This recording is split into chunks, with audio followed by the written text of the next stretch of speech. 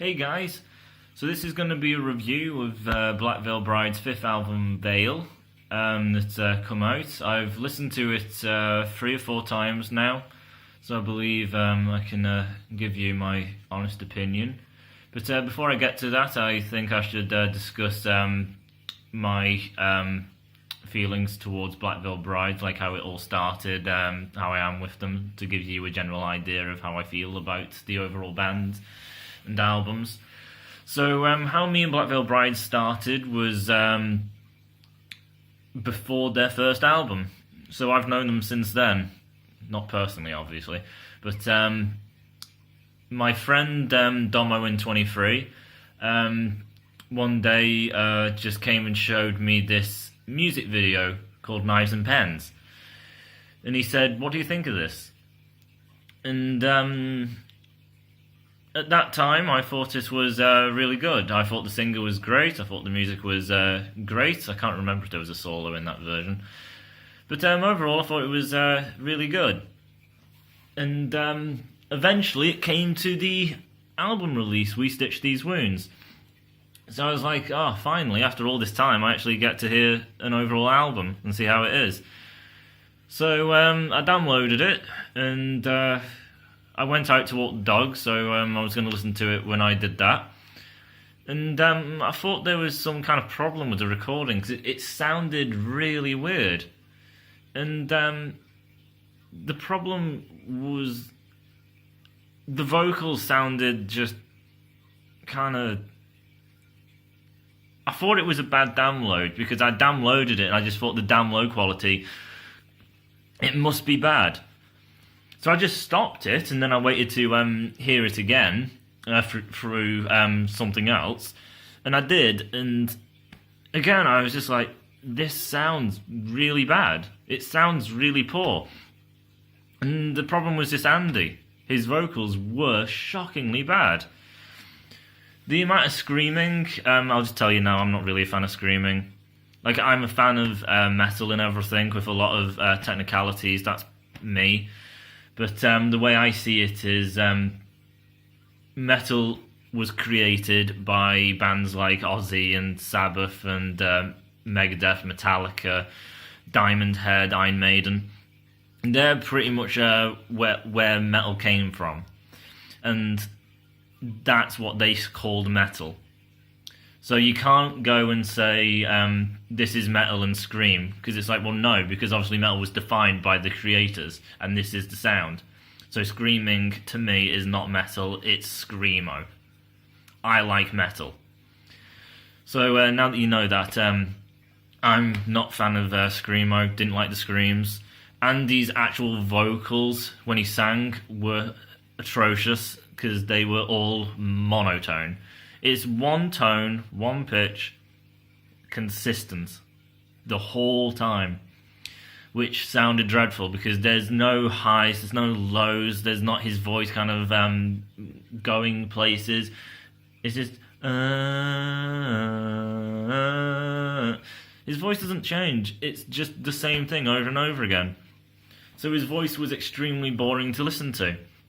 The screams were terrible, and yeah, it just sucked because his voice was just so monotone. And they redid the Knives and Pens song because Andy's voice changed. So the vocals in the Knives and Pens on the album are different, and they're a lot worse. Because in the music video, his voice actually has range. In this, there is no range. He has one thing, one tone, and that is all he does. So it was really bad. The only song I really liked off of it was the last one, or one of the last ones, I don't know. But it's pretty much a heavy type of song, and there's no screamo in it. And I thought that's alright, but I still couldn't really listen to it because the vocals were crap. So, turns out Andy, which I've said to a lot of people, but people constantly fight against it because people love We Stitch These Wounds. But Andy has said, and if you kind of get to know Andy, Andy's personality, he's into old school, kind of like I am. And he has said in interviews, not just one, I've seen it in a fair few, he doesn't say it a lot, but he has said I'm into the old school stuff, so that's obviously not screamo. He does not listen to screamo. He's not a fan of it because he doesn't listen to bands like that. He just listens to the old school stuff. And he did say his voice was bad because his voice was going through the cracking type of stage. So if he was to try and sing, his voice would be kind of going and doing all kind of weird noises. So he kept it monotone to avoid his voice doing all that type of things. And he said he was not a fan of screamo. He doesn't like it. But the reason he put the screamo in was because he said without it, the vocals would be so bland and so boring. He put the screamo in just to give it some personality. So, from Andy's mouth, basically. So don't hate me for it. So, Set the World on Fire. I came back and gave this one a go. And I really liked it. Andy's voice sounded different because he actually had range. He actually could sing without it just being one sound consistent for minutes and minutes and minutes. So his voice had range to it. He had a style and everything. His voice was unique. It doesn't sound like any other, really. It'll be hard to find a voice like Andy's. It's so distinctive, which is great because I'm hearing something new and unique, which I enjoy. He pretty much trashed the screaming. People will still kind of try and argue, oh, there's still screaming in it. There's screaming. There's not really any screaming in it. It's like Legacy, and it's just like a few, just the same words just being screamed once, twice, 3 times, over, and then just back to singing. That's all it really is. It's not an album of screaming, and it's not, he's going to bring it back. No, he's getting rid of it. So, every song on Set the World on Fire was really, really good. Every song had a good meaning to it. Set the world on fire. Let's set this world on fire. Not literally, but what he's basically getting at is take the world by your hands. Stop having people control your world. Live it the way you want to, and take control of yourself. Make the world what you want of it. Within reason. And, all the type of songs like that, they all have unique meanings. There's another song which is, if you find it hard, just go to a place which you love. You can go there with a loved one. If you don't have any of them, just go to a place which people can't get to you and just kick back, relax, and wait until you get over it. Don't fight back, don't keep yourself in a bad position, just go to that place and just try and ignore it. And all these messages were spread out.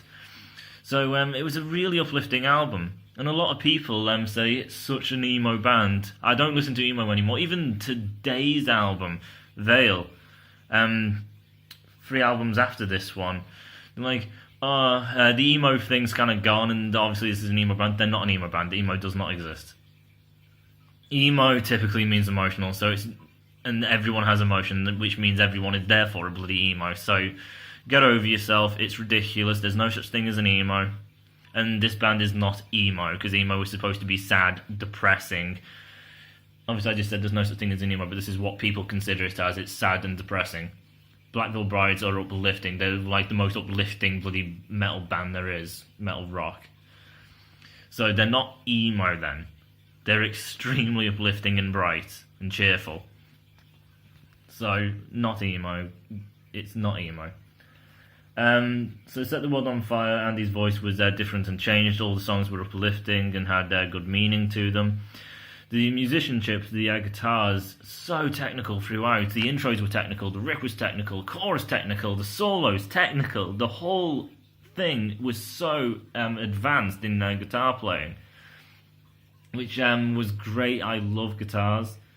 If you don't have good guitars in a band or a solo, I cannot listen to the band because I just feel they're missing, and overall there's not talent there because they're not showing it. They're not doing something technical. They're not giving a solo. And if they're not doing that, then it just tells me they're not a good guitarist.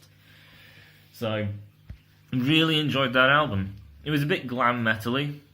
They dressed up and everything, which people had a massive problem with, but it's a look. Who the hell cares?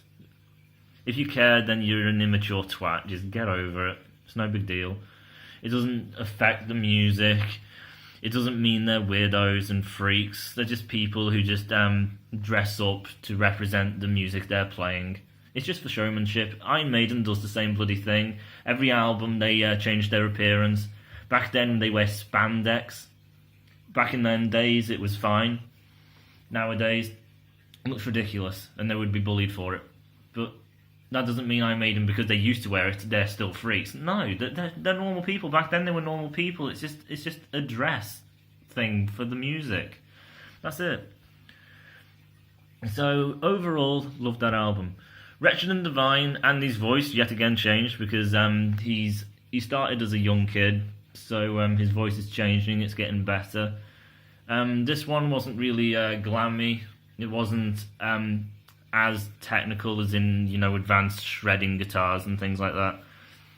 It was a story. So it was a concept album, which is great, because to do a concept album you need a lot of imagination. All the songs have to flow together to tell the cohesive story. So I see talent, I see something good to get into and dissect in the music. So that was a great thing to see. And Andy's voice, as I said, was a lot better. It wasn't as kind of rough around the edges. It was a lot cleaner and still very, very unique voice. His voice was really good in the album. There was a lot of tracks. It doesn't make the album long. It was still around the high 40s, if not low 50s length. And it's broken down into different pieces. So you have your fear transmissions, which is the story is basically this empire, fear, kind of rules over all of you, and we're slaves to fear. And the rebels, which is the Black Veil Brides, are fighting against it, and they have their followers, which is their fans, putting themselves on a bit of a pedestal. But we'll ignore that. Basically, just fighting against it. So the album starts saying we're bulletproof and nothing's going to tear us down, but they have their hardships round the middle, and then round the end they try and come back from it. But then you... Sorry. The last song is Fear Transmission, so obviously they're not gone. So it kind of abruptly ends, which leaves you interested. They bring violins in because the rhythm guitarist Jinx, he can play violin. So there's another instrument to listen to. So it's not just your typical instrumentation. There's more instruments, more to listen to. They bring Juliet Sims in, Andy's girlfriend, now wife, to sing. So you get a new kind of voice from a different sex. Very interesting. You get the fear transmissions, which is them talking the story and everything. Andy at the start gives a bit of a speech until the first song starts. Very... God, there's something in my throat. Very interesting. For the rest, musically, it's got its heavy parts. It's got its kind of slower songs where Andy takes a really nice ballad and he sounds really good. What else? And then the violins and stuff. Then you get your upbeat songs. You get your kind of darker songs. You get your really heavy one. And then you get In the End, which was a fantastic album. It's a song. Sorry. In the End, fantastic song.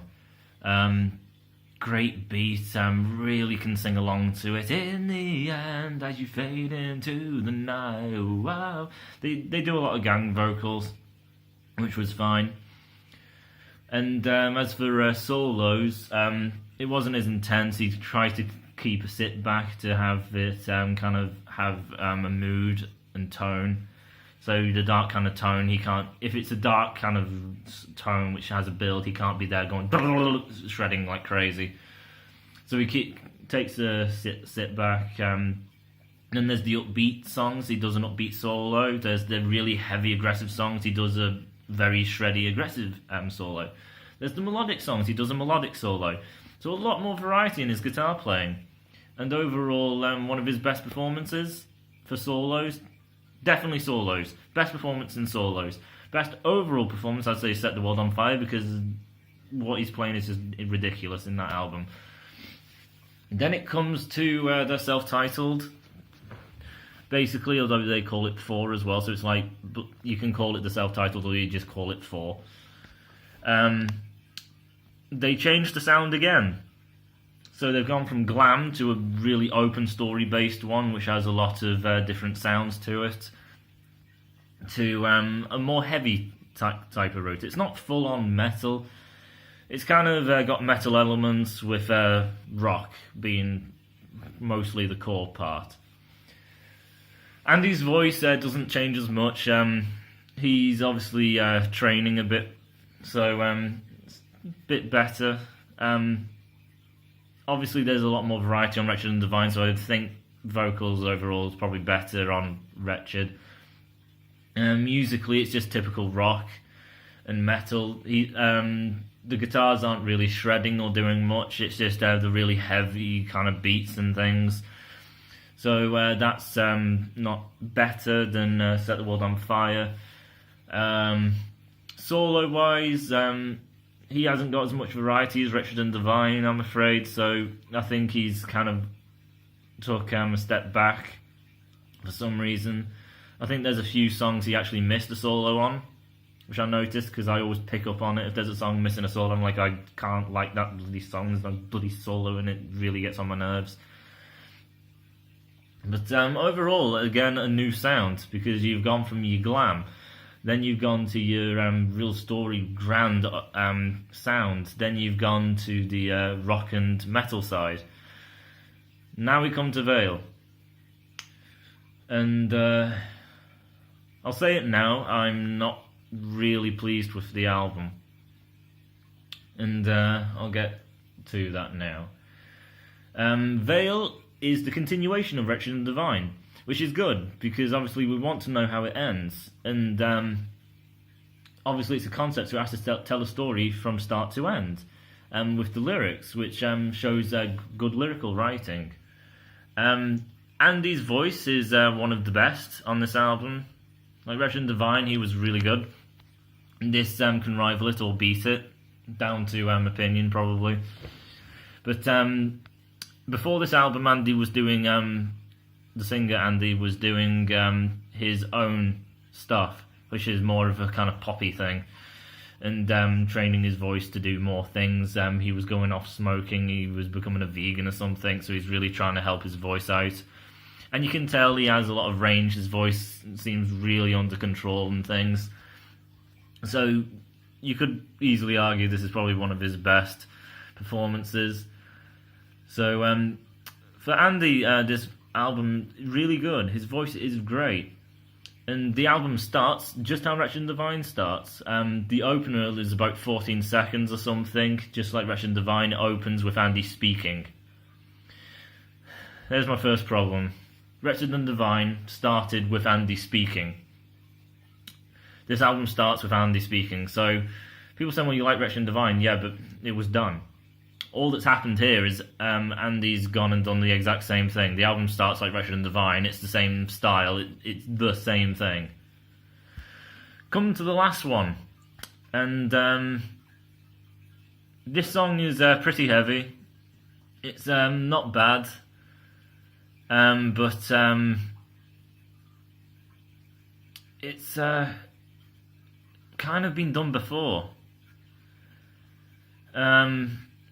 It's got a good beat to it. Jake's still not really doing anything technical or inspiring or anything like that.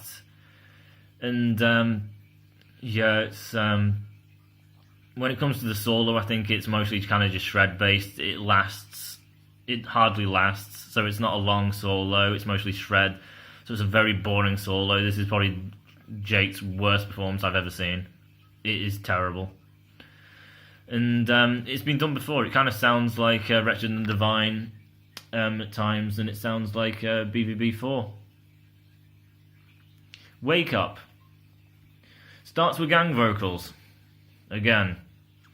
Black Veil Brides always do gang vocals. Every album has gang vocals. All the choruses have gang vocals for the most part. Here's the other problem. It was fine at the start because it was sing-along and it was new. It's been done now, and I'm sick of it. Get rid of it. Stop doing gang vocals because it's all the time. And it's not a variety of gang vocals, it's all the sing-along, whoa, yeah, just the really uplifting, we have power gang vocals. It's terrible. You've done it. I'm sick of hearing it. And people who don't like Black Veil Brides have also mentioned this, saying their gang vocals are so kind of upbeat and poppy and I don't like them. I disagree with them back in the day because it's like the first time going through it. Now, though, they've done it all the time. It never goes away. They always do gang vocals all the time. So it's not new. It's not great musicianship. It's not coming up with great new ideas showing their diversity. No, they're doing what they do all the time. Every time. If you don't want to get rid of it, if BVB like getting off on this type of thing, because they won't get rid of it, do something different with it.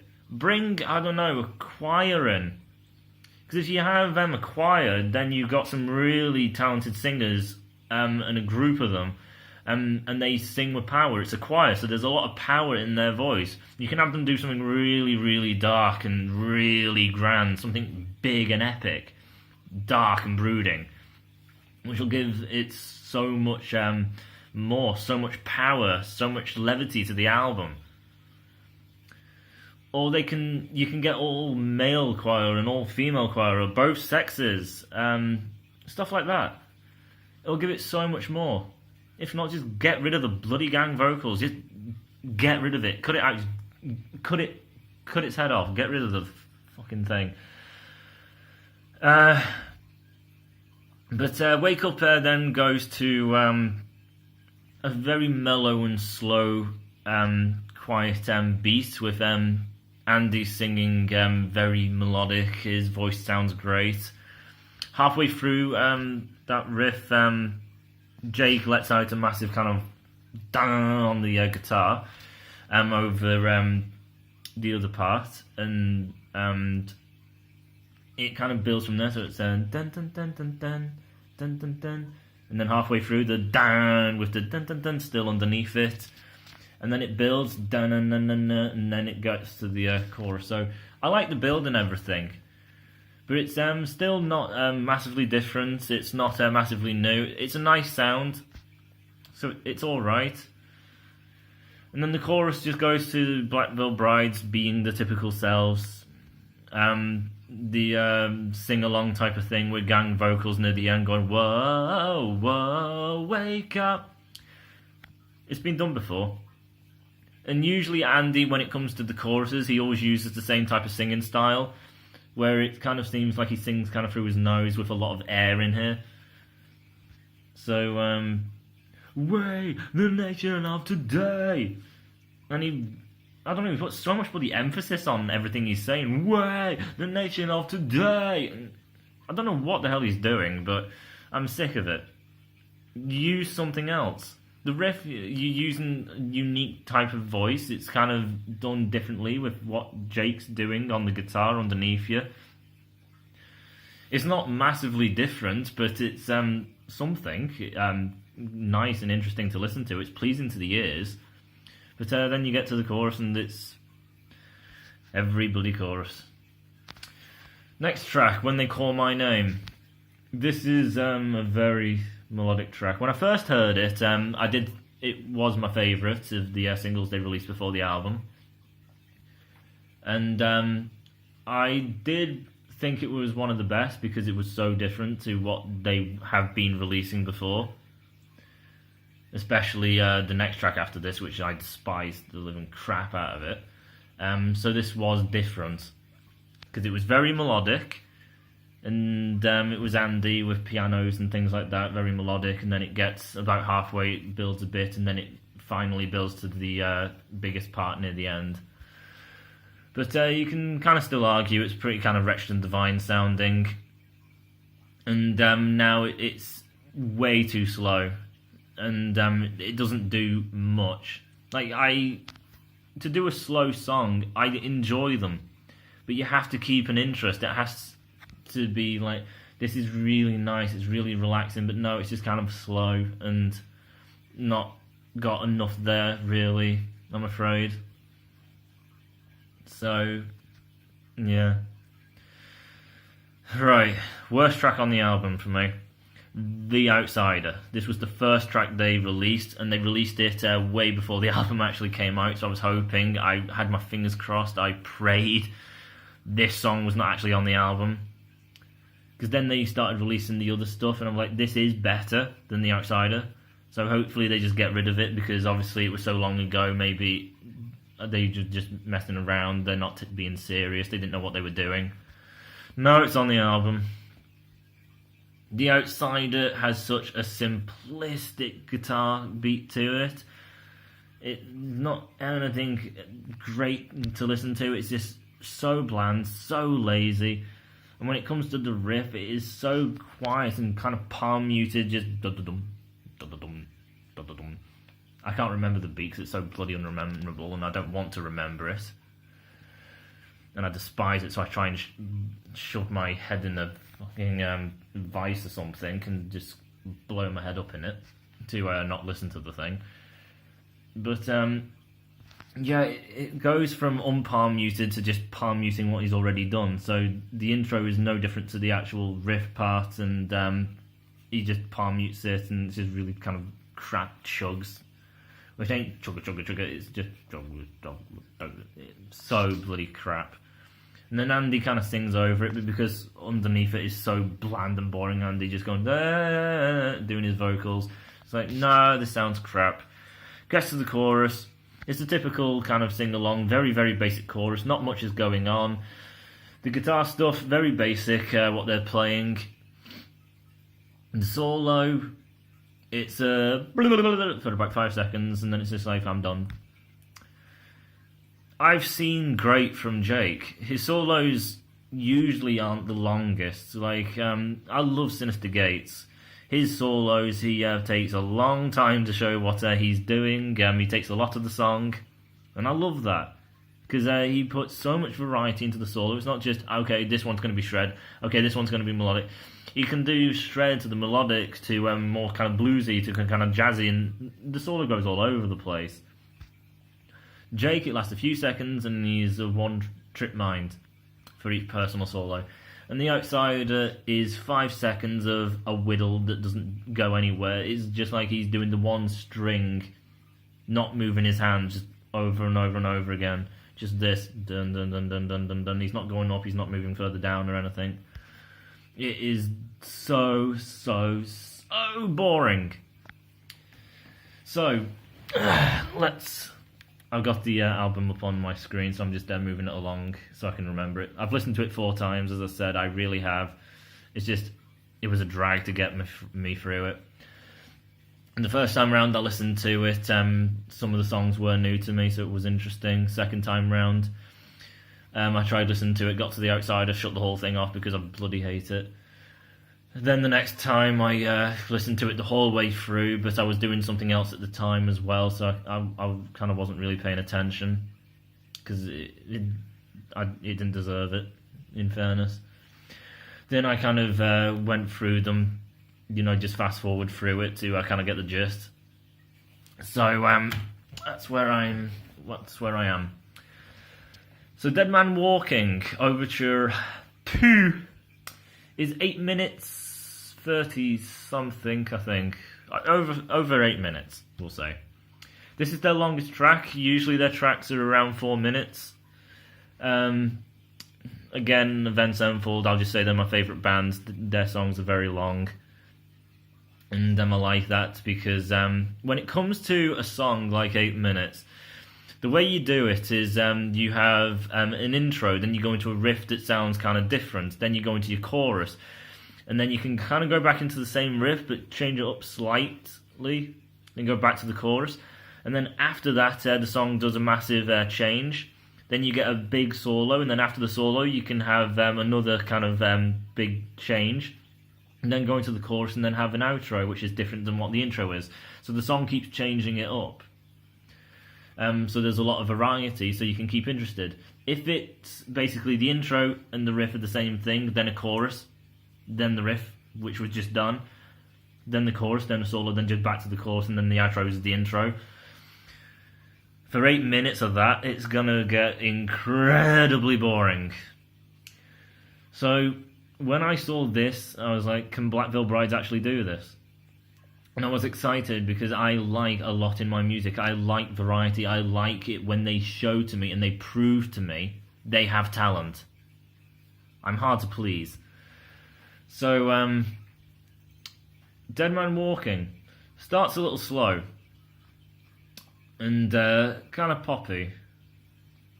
One of my friends said the start of the song sounds like 30 seconds. It does to a certain degree. I'll give him that.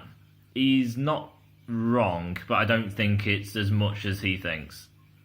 In my opinion, obviously.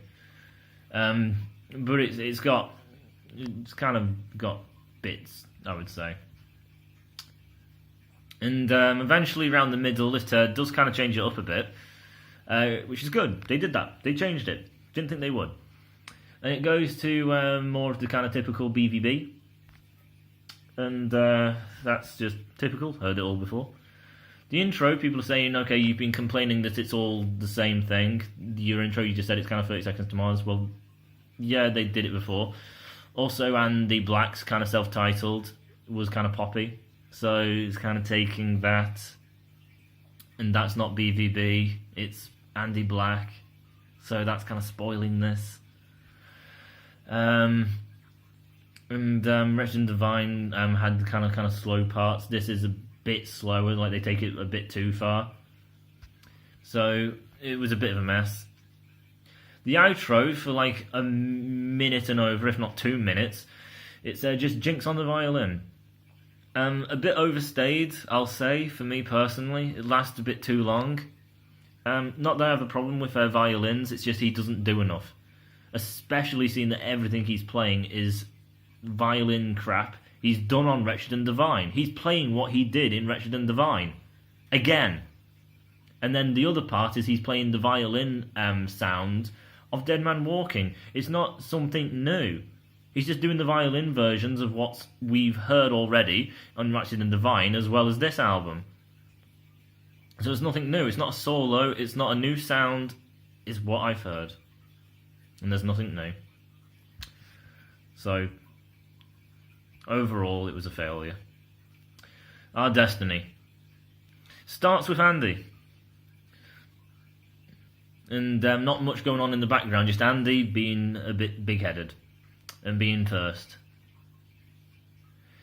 And then the guitars do, in the riff, dun dun dun. And then Andy kind of sings and then keeps singing after that. So it's kind of a lot of Andy with guitars just going dun dun dun. Obviously guitar-wise, that's not great. Nothing musical. Like, yeah, metal! No one can copy that. And it's not musically amazing like dun dun dun. Yeah. Dun dun dun. Alright. Dun dun dun. It's crap. And when he finishes, there is a piano that kind of comes in to kind of carry it on. Dun, dun, dun, dun, dun, dun, kind of, it's not piano, it's kind of like a keyboard. And but overall, again, keyboard, it's kind of like Wretched and Divine, and the guitar is very fucking lazy. Andy is singing like he always does. There's no kind of difference. The chorus is just typical Black Veil Brides again, with Andy kind of lengthening and being putting so much emphasis on what he's saying. A load of crap. And let's go to the next one. The King of Pain. This is going to be hard to talk about because I can't bloody remember it. I believe The King of Pain is kind of melodic. Hard to remember, clearly. I can't remember the bloody thing. Although I would say that the solos around here get a bit better. I think Our Destiny, the solo was kind of alright, still kind of short. King of Pain, I believe the solo was alright as well, but overall not much going on. My Vow. A very heavy track, and it's heavy. It's good to listen to. Musically, it's kind of bland, but they've got a good tone. There's a good beat. It's catchy. It's heavy. It's all right. That's as much as there is. There's nothing here for a massive guitar avid fan. There's nothing here for an avid kind of vocal singer who wants to see something different from Andy. You don't get it. It's just what Black Veil Brides is, just done pretty damn well again. Instead of just copying what they've earlier done, just worse. Ballad of the Lonely Hearts starts again very soft, very poppy. Andy Black having influence. And picks up later. And very slow. The chorus is very, very slow. It picks up, it's not melodic or anything, it's just really kind of a slow chorus, which ain't heavy, it's not melodic, it's just kind of guitar-wise, nothing going on. The solo is a nice solo, I'll give it that. Very catchy. Lasts a little longer than the others. After the solo, though, is the best part. Andy's vocals and the music in the background is it's new, what they're doing under Andy's voice. It's a really weird sound. And Andy, his vocals are just really kind of unique. It's really weird. And I like it. Straight after the solo of Ballad of the Lonely Hearts, I like that. But then Jake does something on the one where it's like, and then everything turns off, and then it's just Andy with a gang vocals going, "Here's to the lonely hearts," and everything turns off. It's just Andy and gangs doing that. It's just like, oh fuck off, doing the bloody gang vocals and turning everything off to hear Andy being up himself. Andy is getting really obsessed with his voice, clearly, because the band is stripping out so much in these songs. It keeps going melodic, as I keep saying, kind of melodic, kind of slow. Then it comes in, so Andy can get his bloody piece. Anyway, Throw the First Stone. Maybe my favourite. And when I say it's maybe my favourite on the album, don't go, oh, he really likes this song, I'll listen to it. It's the favourite on the album. That's it. It's not, I'm giving it praise. It's just, it's the best out of a lot of meh and crap. So, why this is my favourite? They do gang vocals, but it's done differently. So I can accept it. It's very, very heavy, with a lot of very deep, aggressive chugging, and a lot of gain. And the chorus doesn't really have gang vocals, and it kind of that's kind of how it goes. So it's very kind of nice and flowing, kind of bopping around, and then it kind of ascends, and then it kind of comes down at bits. So the chorus is really nice. I really like the chorus in it. Nothing advanced or technical. It's just a really nice sounding chorus, really good. And the gang vocals, why it's different is it's not kind of nice and bright and Disney sing-along crap. It's really aggressive. Fear running to our grave, and they're really kind of deep, and it's a very kind of aggressive delivery. I don't like me showing you with my voice, because my voice is really bad. So all I'm going to get in the comments is, you suck at singing and showing us through your voice how it goes, because all I'm doing is going, looking like a dick. So yeah, I know my voice is bad. I'm just trying to give you an insight as much as I can. So don't be mean. Thank me for at least trying my hardest to show you as much as I can. So good track. Solo, it's a good solo. I'll give it that. It's a good solo. Again, I would like to see more. And then it ends with Veil, which is the title, and in brackets, this is where it ends. So the story basically coming to a close. This song is so bloody hard to listen to. It is so slow, so slow. It's not nice sounding. Like in Wretched and Divine, you have slow songs like Lost It All. But it was so beautiful, and Andy's voice was like melting butter. It was so good. Vale, it's just slow, dull, boring, bleh. And his voice is not as good. So it ends on an unbelievable stinker. So overall, what did I give this album out of 10? 5 to a 6, so maybe, I don't know, 5.5. It's an average album. Like, it's average. You got a good singer. There's solos in there. For people who like guitar solos, they are there. They're just not anything great. The voice is unique and special. It tells a story for people who like lyrical content. The album cover is amazing. Probably their best album cover, but that doesn't. It's about the music. But I'm trying to be positive, so yeah, 5.5. It's an average album. It's nearly kind of above average, obviously because it's a catchy album, and they do have their good parts in it. Andy's voice is good and it is unique. Jake is a good guitarist, but he hardly puts any effort in. The solo goes so quickly and ends abruptly. He's just I'll just shred, or it's just melodic. Just make it longer and put a lot into it. I feel like he just does not bother. It's just or it's just melodic, dun dun dun dun dun, dun and over. So yeah, it's an average to nearly above average album. And I'll give you my thoughts on where I would personally like to see them go after this. Because I'm big-headed and I'm up myself. Personally, they should get rid of the Andy Black type of crap. That's his own thing, so get rid of all the really quiet, just Andy's voice and piano crap. Get rid of that. Your BVB. And make it a bit heavier. Obviously, it doesn't have to be always heavy. I'm not one of them people. I like my melodies. So make it heavy. Make it melodic would really nice. Make it a nice uplifting melody, an uplifting kind of heavy rock type thing. Give your album variety. Don't have it as just one thing.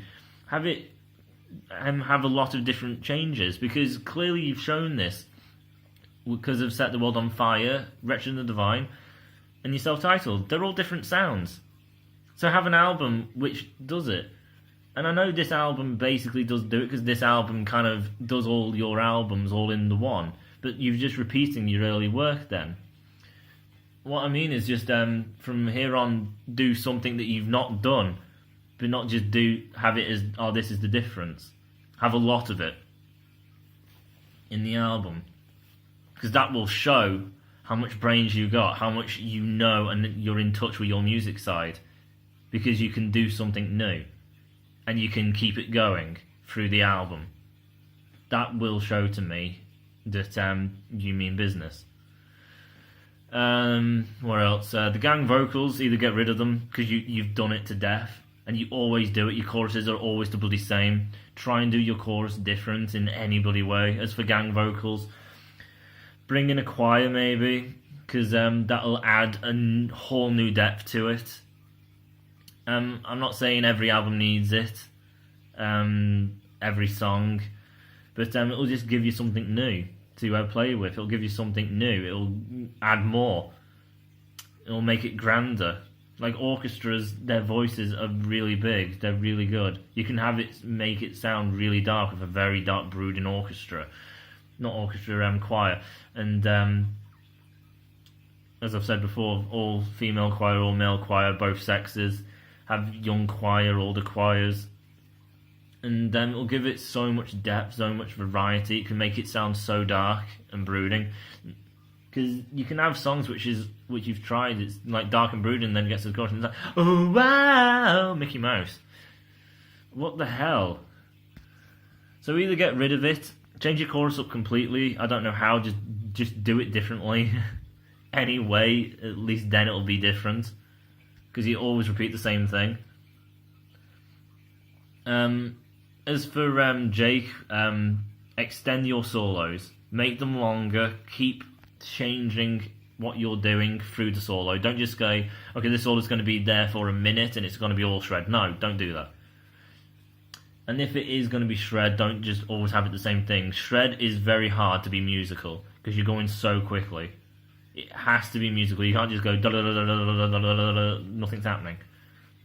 Like Afterlife is such a good solo, and that is fast, but the reason for that is the shred always sounds different. It's always different pitches, it's at different speeds, it's in different areas of the neck, so you get bright to dark, and the sound keeps changing. And things like Dragon Force, they go so bloody quick, and you can't distinguish anything. In Afterlife, he sometimes does a few seconds of a break to just kind of, okay, acknowledge it, move on, and then evolve it. And so you can do that if you just want to go full shred. You have to make it musical and keep changing it and make it kind of bright. Have a nice kind of flow where it's kind of like, yeah, to shred. Just, I can't go, yeah. It's not as enjoyable, it's not as memorable. And then your melodies, have it beautiful, have it sing. Show us what you can do. Not just, I can play it. Fine, you can play it, you can play shred, I get it. But you need to show us what you can do musically. That's what you need to show us now. Where else? As for Jinx, obviously he's the rhythm guitarist and he's done violin, so he's showing us what he's capable of. But which is good. I'm not complaining about the violin. But he needs to do something other than just repeating what he's done before. If he's doing something on the violin, do a solo, do something different. Don't copy the sound of the song that you've just played. Don't do violin piece of what has come. Do something completely different. Or, because you know violin, maybe you know some classical, maybe you can orchestrate an entire orchestra. Bring an orchestra in and have Jinx lead it. That'll show how much talent that guy has. Or don't lead it, just kind of, I don't know, direct them in an area.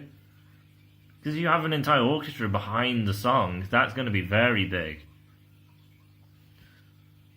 So, do things like that. Just go places. Show us something. And extend your musical range.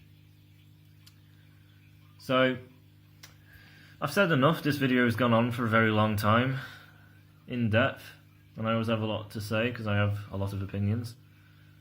So, it's getting dark now, so it's probably getting a bit pixelated. So, thanks for staying with me. I'm sorry if you disagree with me and things, but everyone has a right to give their opinions. This is just my truthful opinion. I hope you can understand me and just take things on board, and even if you disagree, I may have good points. So be kind in the comment section. If someone disagrees with you, and just go, okay, well, if they like the album, then fine, it is catchy, makes sense. But if they want a bit more, that also makes sense, that's completely fine. So don't be mean. And with that, thanks a lot for watching, it means a lot. And I'll see you whenever I see you. See you guys.